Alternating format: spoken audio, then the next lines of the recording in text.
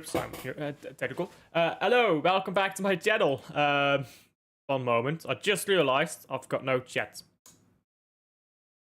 My apologies. Give me a second. And there we go, I've got a chat. Beautiful. For some reason, YouTube is bugging on me. Give me a moment. YouTube is a bit buggy, so if this stream is a little laggy, my apologies. I don't think it should be a problem, but I'm just saying, if you're seeing some lag, my apologies. Ødegaard starting at Villa Park. Arsenal bottle job campaign starts here. Ødegaard dropped a stinker at Villa Park in 2024, didn't he? Was that at Villa Park? I think that was at the Emirates, wasn't it? Because that was second half of the season, right? In the fourth beat. I think that was at the Emirates. Let me check that. But yeah, that's the first game we'll be talking about at the very least. Because, listen, Arsenal, they've got hella injuries. Let me just talk about a statistic, by the way, which is doing the rounds at the moment. Here's the thing with statistics. Statistics are a great thing if you understand them. You need to interpret statistics with underlying numbers. What do I mean by that? If someone scores only 5 goals in a season, it might look bad. But then you look at the games and you see, oh, he played only 2 games. Now that's 5 goals in 2 games. Underlying numbers. Why am I bringing that up? Because I'm seeing a statistic going around on Man City. And pressing and running and how much distance we covered. Listen. That's all well and good. But that's one player every week. It's one player who's doing that. It's not the full team who's putting in those shifts. And we rotate players so that we can continue running.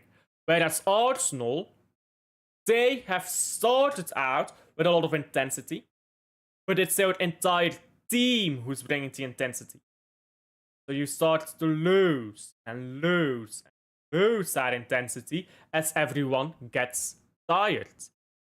This is the problem with, again, statistics. You need to look at the underlying numbers. And a lot of people are just too stupid to do that, I think. No offense, but a lot of people, yeah, who use statistics. Listen, I don't claim to know everything. I will use statistics to back up my argument. I am, however, well aware that I do not know enough about most of these statistics to really competently use them. And that's the same for you. That's the same for anyone watching this, unless you're a professional who's doing this. But here's the thing. I'm not a professional manager. If it should require professional expertise to be able to do YouTube or talk about football, YouTube wouldn't exist. But there's a difference from trying to use statistics accurately and trying to look at the underlying numbers, even if you don't understand all of it, and trying to be honest, and reposting a statistic you have no clue what it means over and over, and not using a statistic to back up your argument, but using the statistic as your argument. There's a big difference between those two. And I think in modern football, people have forgotten how to look at the differences. People just say stuff nowadays. People see a statistic, they conclude something. From a single statistic, they will conclude something.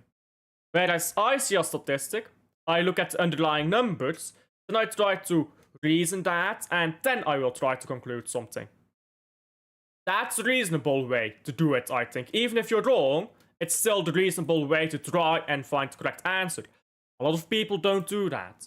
So when you see a statistic going around, check the underlying numbers. Really, check the numbers behind the statistic.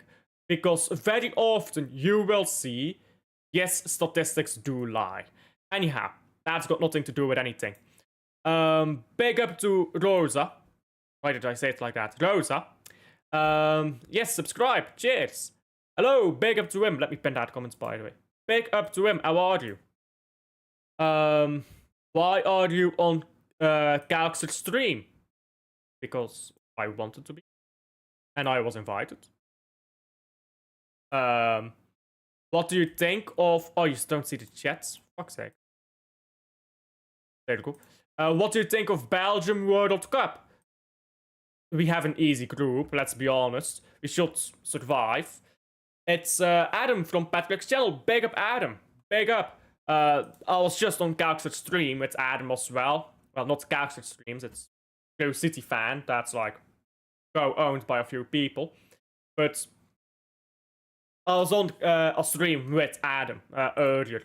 I don't know if it's still live or not, but it doesn't really matter. What does matter is that I actually start with this preview, because I'm just waffling at this point. So, Aston Villa play against Arsenal.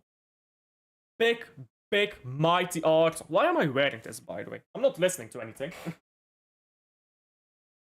They're scary. They're big. They're massive. They haven't won a title in 21 years. 21 years without a title. And they got chests. They believe, guys. They believe. But I got bad news for us now. Villa Park, that tends to be a stumbling block. If you want to go back to the 4 beats. In fact, let's do this differently. Let's look back at Arsenal's results at Villa Park. Let's just look at Arsenal results against Villa Park. Ever since... let's just go as far back as we want. We'll see. So, only Villa Park. Only away games. Loading in. So, of course, Arsenal won their last season. Before that, they lost in the 4-beat season. They won in the treble season, Villa Park apparently. They won in the 21-22 season. Then they had 2 losses in a row there. Villa Park, they dropped points at Villa Park on occasion. And if you look at all games, against Aston Villa, loading now, they dropped points against Aston Villa last season. They dropped points against Aston Villa the season before that. Dropped points twice, in fact, that season. Then didn't drop points in the treble season. Dropped points in 2021, 1920.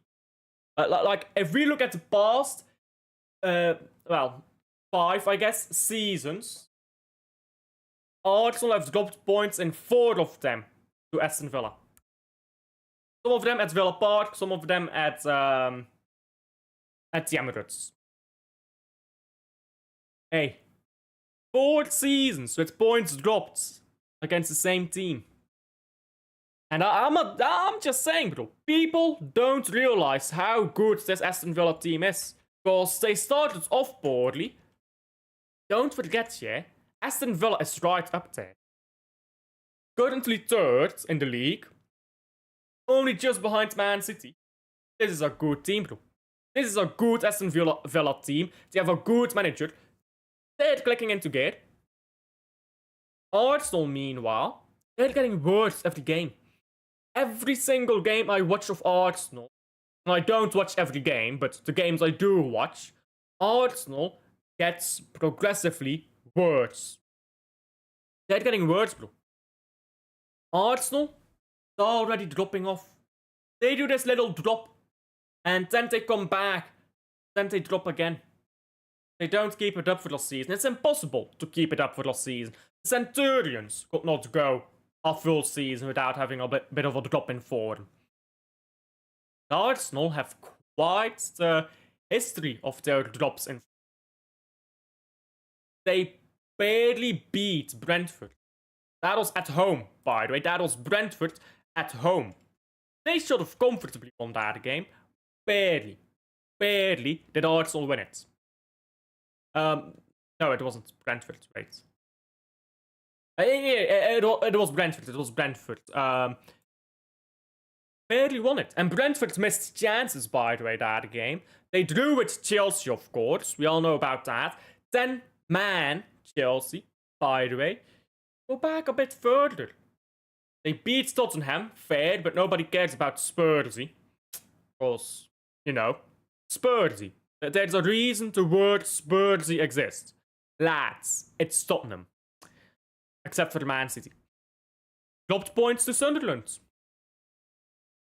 Downward form, bro. Downward form. Nosediving. Downward form is nosediving. And you know why it's nosediving? It's nosediving because every single player at Arsenal runs.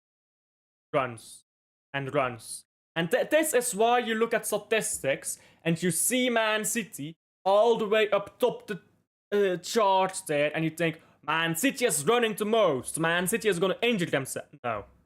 Man City is rotating runners. 1 week, it's Bernardo Silva. Next week, it's Tijani Reinders. Next week, it's, well, Marmoush isn't playing, but Marmoush was the runner at some point. Every week, we rotate the runner. Or every 2 weeks. But Arsenal, their entire team is the runner. So what happens? Arsenal at the start of the season get all this distance covered. But it's dropping. And dropping. Whereas Man City have had the same number for the entire season. It's gonna fluctuate a bit, but same number. Stability versus unstable. You see the difference, yeah? Man City has a flat line. Arsenal drops every week when you look at how much they run, how much distance they cover. Especially when you look at the Champions League. Oh, it's night and day. Arsenal in the Champions League, it's like they're on heroin. Man City in the Champions League, it's like they smoked weed. They ain't bothered. They just said, hey, I'm walking there. You know what I mean? They don't weed. They're not dead, bro. Arsenal in Champions League, they're on heroin. It's fucking November. Calm down. But these, well, it's December now, but now it's December. But these guys up here, I don't think it's always correct up here for these guys. They're running with their entire team, and their team is getting tired, and they're picking up injuries. They keep running. Aston Villa is gonna have a field day. If Arsenal, yeah, set up in the same way they usually do, which is to say that, I mean, I don't even know what their backline is at this point, because they've got 20 million injuries. So I guess they can't set up their backline like usually. Maybe they'll go Calafiori, Hincapié, Ben White, Timber. Or maybe Timber in centre back. Backline is going to be shaky. But they should be able to manage. If they set up with Ødegaard, Zubimendi, Rice, and then I'm guessing they're going to have Martinelli, Eze, Merino. Or maybe it's going to be Madueke instead of Martinelli. I'm guessing something like that for the front three. What they do is they go flat 4-3-3. On paper, it's a flat 4-3-3. But what it becomes is you get Zubimendi, who becomes the 6, and you get Declan Rice just floating in between. He'll be the 6 at some point, he'll be the 10 at some point. Figure of speech. And then you've got Ødegaard, who's up there, more advanced, almost a part of that front 4. And then Merino drops out, you get Witt or inversion from the fullbacks, depending on which side. Calafiori more so holding the width, and then it's usually Timber who inverts, but can also hold the width. Again, depends, does Timber play right back, or do we get Ben White on right back against Aston Villa game? When I look at the way Arsenal set up, just like, Aston Villa can exploit that. Like a lot of teams have exploited the way Arsenal set up. It's just so weak in breaking down a team. And it's been visible. It's been visibly weak in breaking down a team. But if you sit too deep and you allow the pressure to come, they'll find a way. So you simultaneously need to force them to break you down without sitting in too deep, or they will find a way. So how do you do that? If I'm Aston Villa, if I'm Unai Emery, unfortunately I am not. Man, imagine oh bro, I would not be doing YouTube if I had that money. Bro, I'd be in fucking Ibiza, bro. Well, I guess I'd be in fucking Birmingham. You know what? I won't want to be Unai Emery on second thought. Birmingham, oh, that's rough. Hey, maybe I'd be doing YouTube, bro. Maybe I'd be doing YouTube as Unai Emery. But if I was Unai Emery, I'd just, you know what I'd do? 4-4-1-1. I'd put Ollie Watkins up as the 1. Actually, is Ollie Watkins fit right now? Let me check that. Because I know he's had an injury this season. I believe he should be fit though. Let me just check that. But I'd put Ollie Watkins up top. Of course, Martinez is out as well. I forgot about that. So Martinez is out, so you can't rely on him. But maybe you don't need him if you set up correctly. Maybe you hope your backup goalkeeper does good enough. But I'd put Ollie Watkins up top. And here's why, yeah. He's not gonna win physical duels. Let's be honest. Ollie Watkins is a pussy. He ain't doing those physical duels. He ain't doing that, bro. But you don't need him to. Just put Ollie Watkins up there. And you put Daniel Malen as the other one. So you have 4-4-1-1.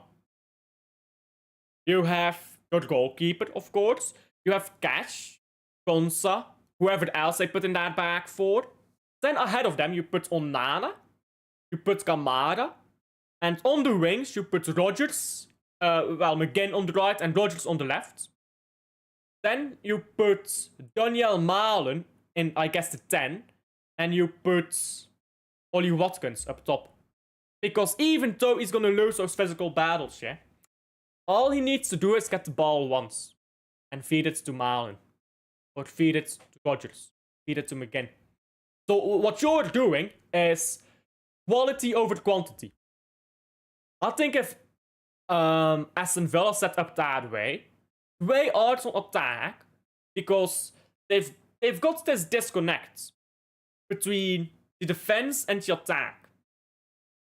Zubimendi stays back. Ødegaard goes up. The attack is just attacking. And then you've got floating Declan Rice there. And Declan Rice and Zubimendi swap roles time to time. Really depends on what Arteta feels like. So, put that floating player there. You know what the thing is? That floating player is very often caught in no man's land.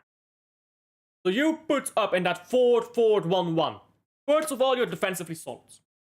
Second of all, one time Ollie Watkins gets the ball good. Now he just has to win one-on-one with whoever is the floating player. Get that ball down the wing and counter. Counter. High quality chance. And I think you can get Arsenal if you play that way. I think you can. And I think Unai Emery is a good manager. I think he can find a way. I can't lie. So all of that to say, I think Arsenal will drop points. I don't think they'll lose. Rosa predicts a loss. I don't think they'll lose. But I think it will be a draw. I'll go 1-1. Villa 2-1 Arsenal, says Rosa though. If we stay close enough before January signings even, we win the title. Yeah, I agree. I agree. So long as we're within 7 points, so 7 points or less, so long that's the difference, by January, I think we win the league title, if I'm being honest. Anyhow, Everton, Nottingham Forest. Nottingham Forest is such a good case study on why the manager matters. Honestly, people either overstate or understate the importance of a manager. I see so many people say the manager controls everything. No, he doesn't. If you have a shit team, you have a shit team. Look at Thomas Frank. He's got a shit team. Thomas Frank ain't doing shit with that team. And he's a proper good manager. But he ain't doing shit with that team. Okay. So, you look at a different team. Nottingham Forest. And Postecoglou. They went from Nuno Espirito Santo, who is now dragging West Ham out of relegation. And fucking Postecoglou. And the collapse was biblical. Like, I'm talking biblical.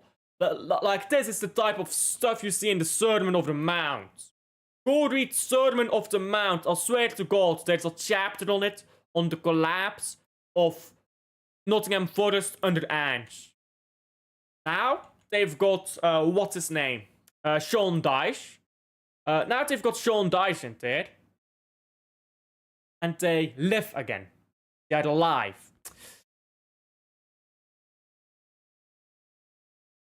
Suddenly, that's all it takes. Good manager. Everton have a good manager too, by the way. But I don't think Everton have a manager of the quality of Sean Dyche. I've been cooked for saying this. I genuinely believe if you give Sean Dyche this current Liverpool team, he will go and win a trophy. I'm not saying he's winning the Prem, because he's not. But if you give Sean Dyche this Liverpool team, he'll go win a cup. I get cooked for saying this, yeah? Sean Dyche is such an underrated manager. He's so underrated. Because he is so adaptable. You know the 4-2-3-1 revolution? Sean Dyche has a big part to play in that. He didn't revolutionize it, but he did popularize it. Like, Sean Dyche is the one who started with that formation, really, in the Premier League. He popularized that in the Premier League. Other leagues were doing it already, true. He popularized that in the Prem. People don't rate Sean Dyche enough. I genuinely think he's a top manager. Not a world-class manager, but like a top manager. Like, I'm talking like top 8 to top 4 level manager. That's the type of club he should be managing, I think, for his level. But he keeps getting these jobs because he's so good at taking teams out of that relegation zone. Then again, Everton, they don't have a bad squad. And they've been very good at the Hill Dickinson. I'll just call it the Hill, because Dickinson, bruv. But I'll just call it the Hill. But yeah, Everton, they've been very good at home. I'll just say that. They lost 4-1 to Newcastle at home. But other than that, they beat Fulham 2-0 there. They beat Crystal Palace there. They drew Aston Villa there. They beat Brighton at home. They've had some very good results at home so far at Everton. They're also 10th in the Premier League, which is, I believe, the best they've been for years. Probably since fucking Ancelotti days at this point. If you look team to team, like, position, obviously Everton is better, but that's because of Ange ruining Forest. If you look at player for player, if I'm going player for player, obviously you've got Elliot Anderson at Forest. You've got Chris Wood. Is he even starting games at this point? I don't think he is. But you've got Chris Wood there, Ben White, Zinchenko, unknown, for what it's worth. You've got some very good players there. McAtee, unknown as well. They got James McAtee on loan. He's been on the bench. No, they bought him. He's not on loan. They bought him. Yeah, he's done fuck all. But they've got players there. Dan and Doy from... Not sure where he came from, but they've got Dan and Doy. Really good players that they've got. But then I look at Everton. Grealish. He's a really good player. Barry, a really good striker in my opinion, even though he's not hit the ground running yet. Beto. I think they've got a lot of really good players as well, Everton. I think Everton has the better squad, if I'm being honest. But the better manager is undoubtedly Sean Dyche. Undoubtedly, the better manager is Sean Dyche, yeah? So, I'll go with... Yeah, you know what? I will go with 2-1 win to Nottingham Forest. 2-1 win to Nottingham Forest. That's what I'll go with. Grealish baller performance at Hill Dickinson. Yeah, I mean, that's an English stadium. Respect. It's an English stadium name. Respect. I know it's American, isn't it? I think it's American, but it sounds English. Like, so many stadiums in England don't sound English. Etihad. That doesn't sound English. Emirates. That doesn't sound English. Tottenham Hotspur Stadium. Okay, ran out of ideas, mate. A lot of stadiums don't really have that English tradition anymore, I feel like. And I think that's a bit sad. I think stadiums should have, like, proper English names. Hill Dickinson. It's not English, it's from an American company, but it sounds English. Anfield. Old Trafford. I hate to say it, but that's a banger stadium name. Don't lie. Stamford Bridge. White Hart Lane. Main Road. These are good names for stadium. Listen, I think English stadium names need to go back to what they used to be. Rename the Etihad to Main Road. Oh, but it's not at Main Road anymore. I don't care. It's Main Road now. I'm not referring to that stadium as the Tottenham Hotspur Stadium. I'm still calling it White Hart Lane.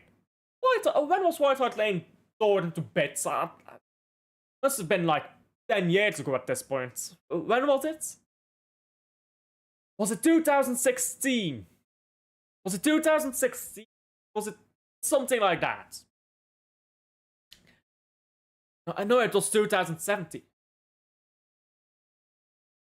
It was 2017 when they were playing at Wembley, so that's when they were doing it. But I think it was 2016 that they tore down White Hart Lane. Still calling it White Hart Lane though, because Tottenham Hotspur Stadium. What a fucking name is that? Like, what kind of name is that? Raven Cottage. That's a really good stadium name. Tech. American Express. I mean, what kind of stadium name? Why is there an English stadium with name American in it? Why is it an English stadium with name Emirates? Etihad in it? Like, these are not English stadium names at this point. I get it, sponsored and stuff like that, but I think it's dumb, if I'm being very honest. Because you look at... You go to Spain. Bernabeu. Metropolitano. That's not really Spanish, but allow it. Camp Nou. I forgot what the other one was called. They were in another stadium for a while, but I forgot. Like, those are the proper Spanish names. San Siro. Maradona Stadium, to be fair. Diego Maradona might as well be a god, so that's really fair. You know what? Name the Etihad De Bruyne Stadium. There you go. I have the solution. Name the Etihad De Bruyne Stadium. Guys, tactics, guys. There you go. And you can name Emirates. You know what? You know what? Emirates is literally right across Highbury. You know that. Like, if you are at Highbury Square, the Emirates is literally right there. There's literally no reason for the Emirates to not be called Highbury. It's literally right at Highbury. But like, the Emirates is closer to Highbury than Highbury Stadium was. Why is it not still called Highbury? I'm not sure. They could have named it Highbury the Second or something like that. That's got nothing to do with football, does it? Anyhow, Everton scored predictions. Not sure if I gave them yet, but I think the superior manager wins this one. 1-2. 1-2 to Forest. That's what I'll go with.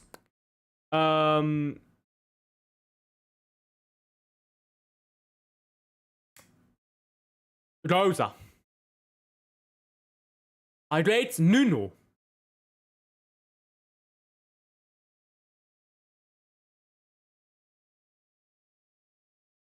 I hate to tell you this, but Nuno has not been at Nottingham Forest for 3 months.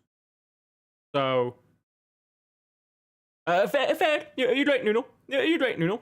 Fair, but that doesn't really have an effect on the game, does it? I'm getting a bit annoyed because camera off center. I was getting annoyed at that, but Rosa, Nuno ain't there anymore. My apologies. It sounds like he's fucking dead, doesn't it? Anyhow, Newcastle against Burnley. Burnley. Big up to Viscok. If you don't know who Visa is, my god, he's a mess. And yeah, we move on. Yeah, Newcastle will hammer them. Let's be honest. I just look at Burnley and they don't have any players to impress me. They do not have a single player who impresses me. Meanwhile, Newcastle, listen, the thing is here at Newcastle, without their fullbacks, they're shit. But when Newcastle has their fullbacks, they're actually playing pretty good. So I think Newcastle. Man City was unlucky. Newcastle brought their fullbacks back right as Man City went there to play. With those fullbacks there, Newcastle is different gravity because they play their system so much better. The fullbacks help to attack. The defense is more solid because you've got proper fullback. Everything just improves. It becomes more liquid. It becomes more solid at the same time. It's like it's a switch. The fullbacks are a switch for Eddie Howe's system. And when they're cooking and he's got his fullbacks there, Newcastle fly. So I think it will be like 3-0. Newcastle 3. Burnley. Now, that's what I'll go for. Dice. Yeah, stinker and hook throws. Nuno's not been dead for a while. Nobody cares about Burnley. Visa cares about Burnley. But hey, no disrespect to any Premier League clubs. I'm doing Premier League weekend preview. All Premier League games, all Premier League clubs. Not just one club or another, all clubs. Respect. I'll talk more about some games than others because I'm running out of time. I've been waffling this stream. I'll talk more about some games than I do about others, but respect every team. Anyhow, Man City against Sunderland. So I'm gonna go live tomorrow for the Man City Sunderland game. I'm gonna be live about an hour early, maybe a bit more, because I haven't been able to do a preview today. So I'll do my preview in my watch along stream. So I'll keep it pretty short. But I've talked about Sunderland before, with Calkster on Wednesday, with Luke on Thursday. I've talked about it on True City Fan today. I've talked about it on Thursday again. I've talked about Sunderland's game a lot already. A bit staggeringly so. But to keep it short, I would start the exact same starting 11. Exact same starting 11 as we played against Fulham. Because it worked. It worked against Fulham. It worked against Leeds. Oh, but we collapsed in the second half. That's not a first half problem. It worked. We need to fix second half. That's not who starts. That's who's on the bench. That's who comes off the bench. That's how we play after going into the second half. It worked. The system of Man City worked against Leeds. It worked against Fulham. It just did not last. You start the same team. Get your 2 goals up, your 3 goals up, your whatever goals up. And you consolidate. Half time. Cherki, you come on. Silva, you come off.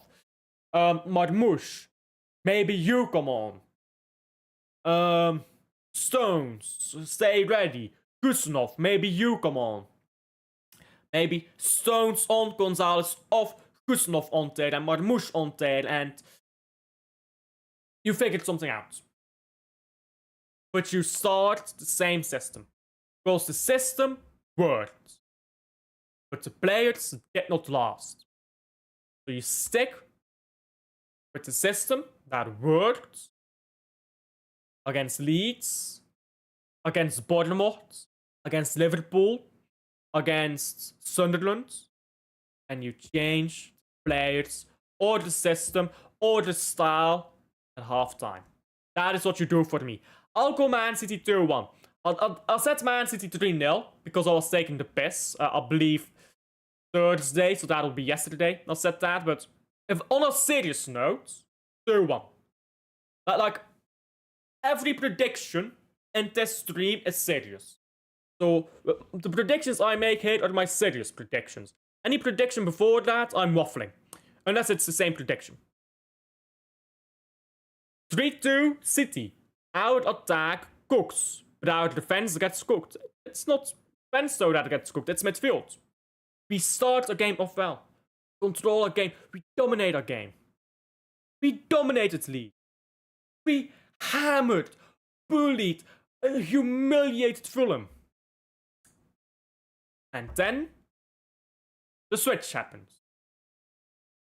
Start losing the ball. Passing becomes sloppy. Running back becomes slow. It's so lethargic. But that is not the first half. First half is intense. High energy. You're fighting for the ball, you're winning the ball, you're getting the ball in the back of the net. And maybe you're burning out within the first half already. But make use of your substitutes then. You've got 5 of them. You've got plenty of good ones. Defense was not the problem against Leeds. It was not the fullbacks were the problem against Leeds. But that was just one game. It was not the problem against Bournemouth, Liverpool, or Fulham. Midfield. Midfield is the problem. Doesn't matter if it's midfield or defense. We concede. But we start the same system. You start the same system. Because as you say, the attack cooks. And in the first half out, we do not concede. We did not concede in the first half. So you start the same system. You get those 1, 2, 3 goals up. Then you make the changes. Then you change it. It doesn't matter. It doesn't matter if we concede with the system if the conceding only happens in the second half. By the way, we did not concede against Fulham. Oh, we conceded 4 goals. Okay. And we did not concede chances. Is Fulham gonna score 4 goals of that quality again? They're not. They're not gonna do it. They're not gonna do it. They will not do it. They cannot do it. This is a game that Arsenal would have lost. We had no right to win that game. Oh, but Arsenal beat Fulham. That's not the point. That is not the point. Arsenal would have lost that game. Anyone would have lost that game. You should have lost that game. There is no way Man City should have won that game. 4 super high quality goals. 4 very low XG quality chances. Just random bangers out of nowhere. Just boom. There's no way you should win that game. Never in a million years. You don't have the right to win that game. That is supposed to be Fulham's game that they tell their grandchildren's grandchildren about. Instead, Man City won. We took away the game of the century for Fulham. And we called it another one in the bag. A shit one of that. We did not concede chances against Fulham. Same system will work as it did work against Leeds, as it worked against Bournemouth, as it worked against Liverpool. If we get tired, make substitutions. That was the problem against Leeds. We got tired, we did not make changes, we conceded. Get tired, make substitutions. As Pep did against Fulham. We did not concede chances against Fulham, against Bournemouth, against Liverpool. You can point at one game and say, we conceded chances. Everyone plays a poor game once in a while. Still won that game. You can say, they scored 4 bangers. And are they gonna do it again? No, they're not. Is that gonna happen to us again? No, it's not. We don't concede chances. That's the important part. Fix the midfield then. It doesn't need fixing. It just needs managing. Midfield worked. Again, in all these games, it worked. But then second half rolls around and you're tired and it's boom, collapse. Need to manage the midfield. Not to fix it, because it worked. It's just to manage it so it doesn't break down after 45 minutes.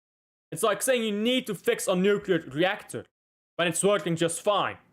Well, if you leave the nuclear reactor untouched and you leave it at 3,200 watts, I don't believe they measured in watts, but let's call it watt. If you leave it at 3,200 watts for 10 days straight, yeah, then you're gonna have a meltdown.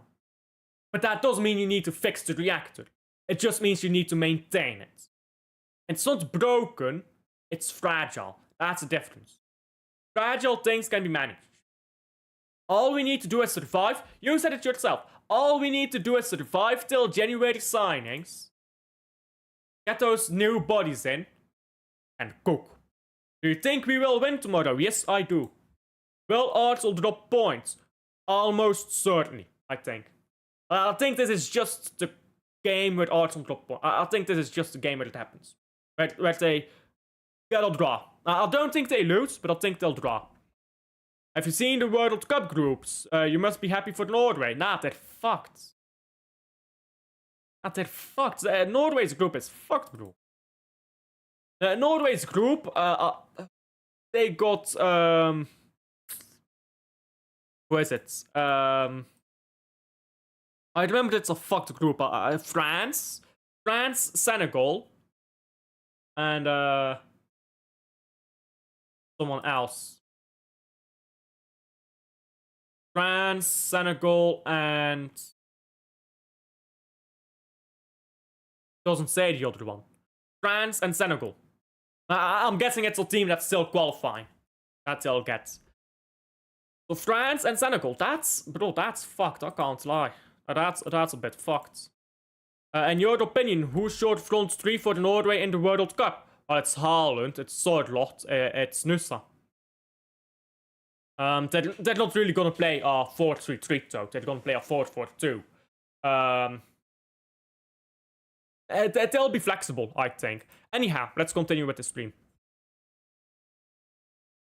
Brentford against lads. It's Tottenham. The Spursy. Why do Spurs fans always talk shit when their club is smaller than fucking Aston Villa? Buddy. Crystal Palace is more relevant than Spurs. Sit down. Sit down. Tottenham fans, London clubs in general, are a bit stupid. I'm very sorry to say it. Sit down, calm down. You're not that guy. You're not that guy. You think you're that guy, but you're not that guy. It's like the Michael Jackson song. I don't know exactly how it goes, but it's like, This ain't truth or dare, you're playing with your life, yada yada, you know. You're not that guy. Just beat it. That's what it's called. Beat it. That's the song. There you go. It's like the song Beat It. Bro, you're playing with your life. There ain't no truth or dare. Just beat it, bro. That's Tottenham. You ain't that guy. You think you're that guy, but you ain't that guy. Brentford. Hey. Thomas Frank against his old club, and I can't lie. Thomas Frank left his old club for the worst club. Better wages, worst team. I can't lie, that Brentford. Igor Thiago. Oh, Igor Thiago. I told people he's the Ivan Toney replacement. Oh, but he looks shit. Oh, I don't know who he is. Well, don't worry, I saw him plenty. He's the Ivan Toney replacement. I said that before they even joined Brentford, by the way. I said he was the Ivan Toney replacement. But, hey, people don't rate players unless they've seen them get 20 goals for their FPL team. Okay. Besides the point, Igor Thiago, bro. 11 goals. Oh, he got 6 penalties. No, 5 penalties. Okay, he still got 6 goals, which puts him at the shared third top scorer. And he did score penalties, yeah, but he earned those penalties. By the way, he played off the bench against Arsenal. Didn't even start that. Otara, Schade, Janelt in midfield. Sometimes he plays in midfield, sometimes he plays central back. It really depends. But Janelt, Jensen, Coyote, Gallagher and goal, bruv. Gallagher and goal. Damsgaard off the bench, by the way. They've got good players, bro. They have good players. And I'm sorry, Tottenham. But you don't have the facilities for this big man. You do not have the facilities for this big man. They're getting spanked. Yeah, Aston Villa's a big club, but they're also a tiny club. Oh, what is Aston Villa compared to Man City? If you're smaller than Aston Villa, like, come on, don't talk shit. Yeah. What is Aston Villa compared to Man City? Oh, we have a European trophy. Congrats. We have more. Actually, we have more European trophies. So congrats. Because we actually won the Super Cup and we won the Cup Winners' Cup. Dang. What is Aston Villa compared to Man City? Right, nothing. Now you compare it to Tottenham, who's even smaller than Aston Villa. Why are Spurs fans talking shit? They literally are saying, lads, it's Tottenham. Spursy. Like these words insinuate weakness. That's the identity of Tottenham Hotspur. This Tottenham team, when I was growing up, Tottenham was a mid-table team. I think a lot of people believe Tottenham is a top 4 team. When I was growing up, they were mid-table. There's been no changes to this Tottenham team other than they had one good generation of players. There's been no structural changes. There's no been organization changes. It's not different. It's the same core club. Man United has had one title winning manager since 1968. Alex Ferguson. 1968. That is almost 60 years. It's 58 years. One title winning manager. Know what that shows?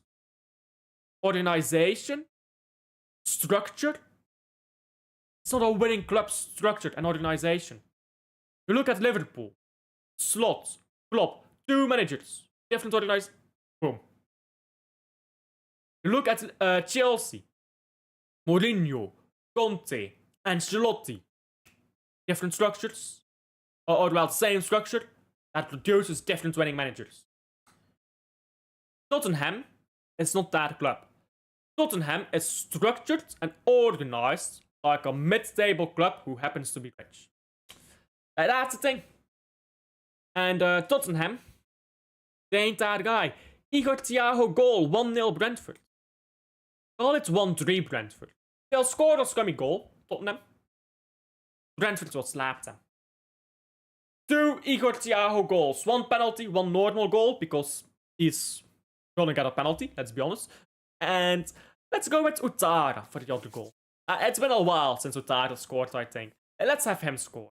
I think he hasn't scored since the Liverpool game, actually. Will Tijani Reinders come good? Yeah. When it comes to midfielders, trust Pep. I would not mind Pedro Porro at no. I would not want Pedro Porro. So shit, bro. He's so shit. Man's getting hyped up over 1 good game a month. Thank you. Only Spurs played I'd accept is Kudus. Same here. I'll take Kudus for the bench. He's not good enough to start. I'd take Kudus for the bench. And that's it. And maybe Solanke to have a backup striker, but he will only play 1 game every fucking 6 months. So that's pretty much a waste of money. Yeah, I'll take Kudus. I'll take Kudus. That's all. I don't want Porto. He's not good enough. I don't want Spence. He's not good enough. I don't want Palinha. Palinha is a good player. I'll take Palinha, actually. Got Palinha, Kudus. That's what I'd take. The rest, nah, that's shit. Anyhow, 1-3 Brentford. They've just got the better players. Listen, what I said earlier about Nottingham Forest, the manager can raise you to a certain level. And the manager can drag you down to a certain level. What the manager cannot do is take a shit squad and make it a good team. Spurs, their squad is shit. Thomas Frank, good manager, shit squad, there are limits. And he's gonna come up against good managers with better squads. They're gonna outclass his squad. So, Spurs 1-3 to Brentford. And then we get to Chelsea, which is still the worst, most dead chant in the Premier League. Just saying. But Bournemouth against Chelsea. Bournemouth have been pretty good, but I know you guys will not care about my ELO system. That's a good way to start. But I have an ELO system. If you don't know what ELO is, it is a manner to calculate form based on results. And with that ELO score, you can predict where some team will finish. Now, it's a very limited system, because I've only had it for the duration of this season. But if I look right now at Bournemouth, they're in dropping form, they're in free fall. Meanwhile, I look at Chelsea, I actually knew Chelsea was going to drop down before they dropped down. Because I look at my ELO system. Game week 13, my ELO system predicted Aston Villa is going to go ahead of Chelsea soon. The next week, Aston Villa went ahead of Chelsea.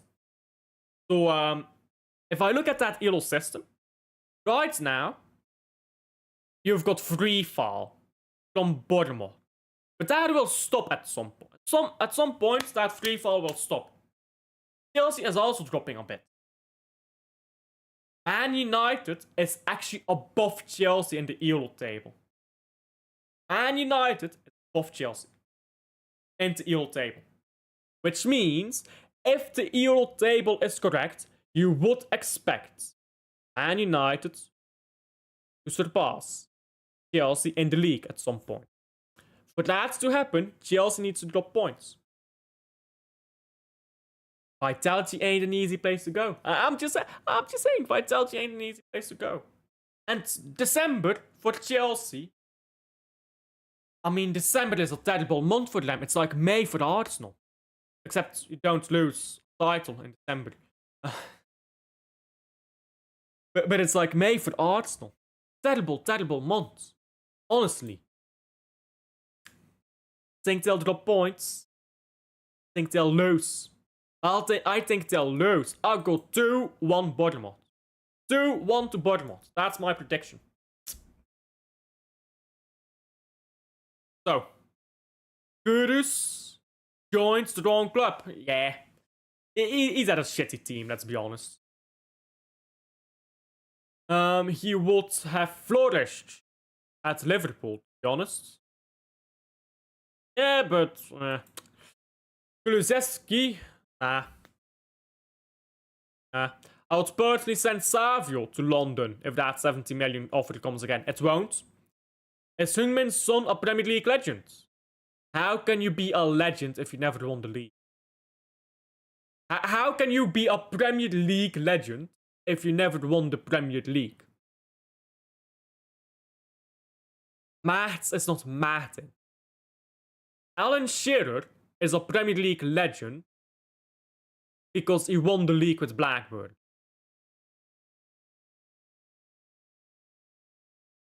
Harry Kane, Alan Shearer, Harry Kane, Heung-Min Son, they're not Premier League legends. How can you be? Never won it. Jamie Vardy, a Premier League legend. He won the league title with Leicester. And bro, Jamie Vardy was a bad boy striker that season. You remember, it's 11, it's heaven for Vardy, or however that commentary goes. Bro? There are levels. There are levels. If you've never won the league, how can you be a legend? It's like, what's his name? Liverpool guy. Gerrard. Is Steven Gerrard a Premier League legend? No, he never won it. If you never win it, how can you be a legend? Wayne Rooney. Cristiano Ronaldo. I don't know why I rolled my R there so hard. Erling Haaland. These are Premier League legends. Thierry Henry, Bergkamp. Because they want the thing. Can't be a legend of the Premier League. You ain't ever touched the gold medal. Can be a legend for the club. Is he a Tottenham legend? Absolutely. How can you be a Premier League legend? Never won the Premier League. It don't make sense, bro. Don't make sense. When I think about Premier League legends, I look up their name and I see a picture of them holding the trophy. Cool? Premier League legends. Ryan Giggs. There you go, best example. Ryan Giggs. I see pictures from fucking 93 up to 2013. 20 odd years, bruv. Holding Premier League trophies. I mean, you've asked this before and the answer remains the same. If you compare Mane in 1920 to Salah in 1920, I'd say Mane is better. But if you compare prime Mane to prime Salah, Salah is better. It depends on how you compare it. Champions of the world, by the way. Chelsea. Lost 1-3 to Leeds. Massive Leeds, by the way. Man City beat massive Leeds. And now Chelsea is about to suffer death at the hands of Bournemouth. 2-1 at the Vitality. Leeds against Liverpool. Guys, they can't keep getting worse. It can't get worse. Oh yes, it can though. Oh, that is a banger interview, isn't it?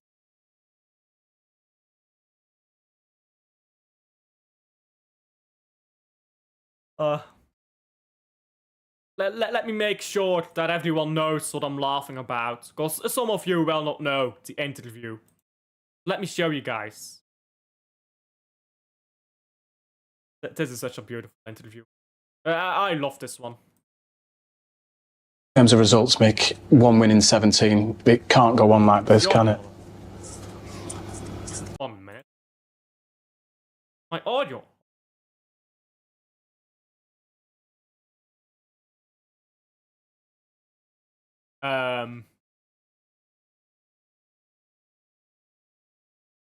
What? For some reason, I'm not getting audio here. Come on, I want to play something funny. In terms of results, Mick, 1 win in 17. It can't go on like this, can it? Microphone in. Oh my god, I'm so retarded. It can. It's because I have my fucking microphone in. In terms of results, Mick, 1 win in 17. It can't go on like this, can it? It can. Waarom kan een Belg niet fietsen? Please remind me who's the goat of cycling. Oh, it's Eddie fucking Maddox. There we go. Big up Michael. Big up Michael. Michael TV rates. I'm just saying. Cycling goat. Eddie fucking Maddox. Hold that. I doubt you cared. I thought you said it can't get worse. Hey, same difference in it. Same fucking difference. It's so funny. It can't get worse either. Words. Same difference. So if they lose or drop points or drop, bro. Can't lie. That'd be so funny. That'd be so funny. They thought they were back, bro. They beat West Ham. They thought they were back. But actually, they just played West Ham, bro. They are not that team. Bro. I'm on a real one. On a real one. I'm gonna stop taking the piss now. Liverpool is fucked. Genuinely, they are fucked. They need to sack their guy.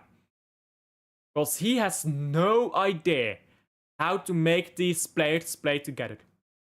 He's got no idea how to link words with Isaac. You know why he can't link them? Because they'll never work together. He needs Ekitike. If he's gonna play words, he needs Ekitike. He's playing Gravenberg, McAllister words. McAllister isn't bringing the ball to words. Florian needs someone to feed him the ball. Jones is doing that. He needs to drop McAllister. Or words. You need to drop one or the other, but you can't have them together. They don't work together. He has Robertson Gomez on the fucking fullback areas. Why did they even buy Kerkes? And, well, I believe he's injured right now, but what's his name? Frimpong. Why did he buy them? He needs... This guy, he's got problems. I can't lie. This entire Liverpool team got problems. They don't figure themselves out soon, bro. It can get worse. It can get much worse. So, Liverpool, hey. As I said, I keep it real with the predictions here. I'm not gonna take the piss. I believe Liverpool will win. But before I give my actual prediction, just want to say, I would not at all be surprised if Liverpool. If Liverpool lost, I would not be surprised one bit. Not one iota. Young Ajax had lost. Sad days. Liverpool is going to lose to Leeds too. Leeds, super team. Hey, Leeds beats Chelsea. Leeds beats Liverpool. I don't think they've played Arsenal yet. They'll go beat Arsenal. Imagine Leeds. But no, we will be dead. We will be dead. It is what it is, you know. When fraud, everyone's a fraud here. Big up Michael, though. Prediction STV. Let's not talk about that. Let's keep it happy, I would say. Fraud. Fraude even. Talking in Dutch. Goal Dender. What is Arne Slot? Washed, bro. That's what he is. Leeds to... No, I'll go 1-2. I'll go 1-2 Liverpool. But I would not at all be surprised if Liverpool dropped the fucking ball. Brighton West Ham. That's pretty interesting. Nuno Espirito Santo dragged West Ham out of the relegation zone already. And if you look at West Ham, since Nuno took over, draw at Old Trafford, but that's actually a good result. Man United are actually balling right now. They lost to Liverpool, fairs. They drew at the Vitality, fairs. And they beat Burnley. They beat Newcastle, but that was Newcastle when they were still shit. So they're actually picking up in form. The only game they've lost was against Liverpool, which I'd say is fair. I think this West Ham team is coming up. They've got good players. I mean, Jared Bowen is one of the best players in the Premier League. Wan-Bissaka is so underrated. They've got Paqueta in that midfield. They've got players. Oh, excuse me. For sure, they have good players there. I mean, what's the guy's name? Guy they bought. He scored against United. I'm not sure what his name is, but he's pretty good. Their new signing. Sushek, okay player. Todibo and Mavropanos, okay combination there. Left back a bit weak. I don't rate Diouf very highly, but they've got players there. Now I'll look at Brighton, and they have players. De Kuiper, very good player. Mitoma, very good player. Minte, okay player, but inconsistent, young. Welbeck, of course, very good. And then it's a bit looking around. Van Hekke, Dunk, they're okay. I don't even know who their left back is. Verbruggen, okay goalkeeper, but nothing crazy. Baleba, hella overrated. Like, they've got some players, but it's not all there, is it? Milner, they've still got Milner somehow. Still plays football. How old is Milner now? Let me look this guy up. James Milner. So he's 39. He's 39. Unk settings. How is Milner still playing football, bro? Proper jokes. Anyhow.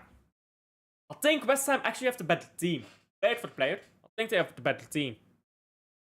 They have the better manager. But do they have the better form? Are they better set up? Have they had as much time to work together? No, and they're also playing away. I'll go 0-0. I'll go 0-0. You know what? 0-0. Stinker and hooked. Boring ass Premier League game. 0-0 between Brighton and West Ham. Fulham, Crystal Palace, I think is pretty straightforward. Fulham is gonna lose that game, I think. I know it's Craven Cottage. Is it that straightforward, though? Because they did get that game against Man City. And even though they lost, they had that game, and that gives confidence, because they were like, yeah, we just fucking slapped up City here at Craven Cottage. Playing at Craven Cottage again. Maybe it isn't that straightforward. My gut instinct is to say Crystal Palace 2-0, pretty straightforward. But maybe not. I'm not sure there, actually. But I'll stick with 2-0. I'll stick with 2-0. That's what I'll say. I'll stick with 2-0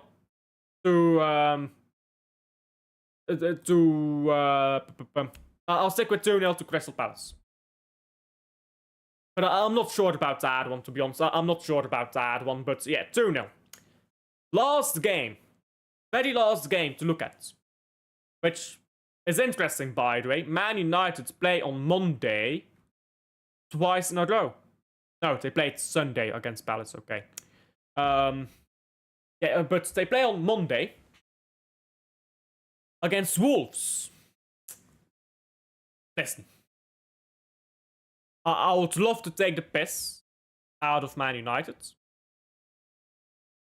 There's no fucking way that they lose to Wolves. Actually, I'll be fair to Man United. They are on good form. On form, Man United is the 4th best team in the country. On form. Because they've been getting good results. It's that simple. They've been getting good results. The teams they play are teams who are in form. Go through Man United's games right now. They drew West Ham, poor result, but against an informed West Ham team. They what did they play before that? Palace. They beat Palace. Oh, good Palace team, by the way. Beats them. You go back even before that. Man United. What was it? Everton? Lost to Everton, but in inform Everton. So you can see, yeah. Man United is actually picking up good results. But when they lose games, it's against good teams. They're playing tough teams. They're getting solid results. If you want to go back even further, I suppose you can, but you probably shouldn't. But they got a result against Spurs for what it is worth, a draw. Then you get back to game week 10, which I believe is when they lost. I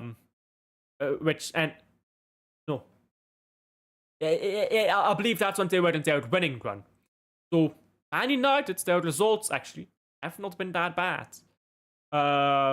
They drew Forest, that's what. They drew Forest at game week 10. For that, they had a winning run.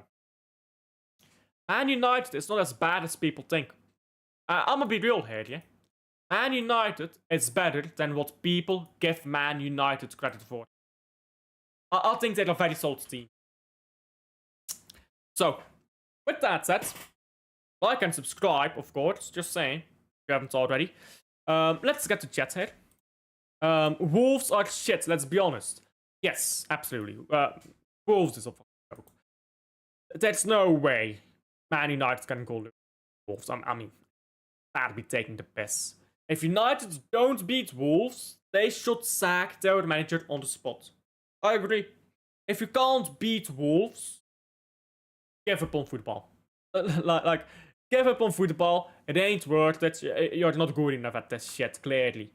So yeah. They should beat Wolves, I think. But anyhow, I'll leave it there. Like, subscribe, all of that. I'll see you guys on the next one. Bye.